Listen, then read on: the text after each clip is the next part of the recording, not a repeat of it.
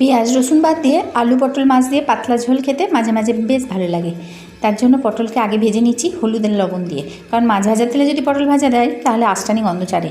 আর আলুটাকে সেদ্ধ করে নিচ্ছি কুকারে একটা সিটি দিয়ে। পটল ভাজা হলে ওই তেলে ছেড়ে দিচ্ছি মাছ। 10 মিনিট আগে মাছটাকে ভালো করে ধুয়ে নিয়ে লবণ আর হলুদ মাখিয়ে রেখেছিলাম। এখন মাছটাকে উল্টে পাল্টে বেশ খড়া করে ভেজে তুলে নিচ্ছি। এখন ওই তেলে দিয়ে দিচ্ছি একটা শুকনো লঙ্কা, দিচ্ছি জিরে ফোড়ন আর দিচ্ছি হিং।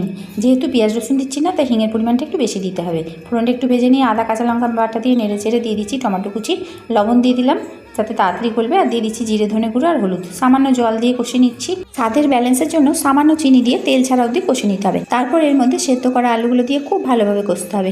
কষা হলে ভাজা পটলগুলোকে দিয়ে আবার কষতে হবে। খুব ভালোভাবে যখন কষা হয়ে যাবে তখন পরিমাণ মতো জল দিতে হবে। নেড়ে চেড়ে নিয়ে একটা ঢাকা দিয়ে 2 মিনিটের জন্য ফুটতে দিতে হবে। তারপর যখন ফুটে যাবে তখন ভেজে রাখা মাছগুলো এর মধ্যে দিয়ে মাছগুলোকে ঝোলের মধ্যে ভালোভাবে ডুবিয়ে দিতে হবে। ঢাকা দিয়ে 2 মিনিট ফোটালেই টেস্টি মাছের ঝোল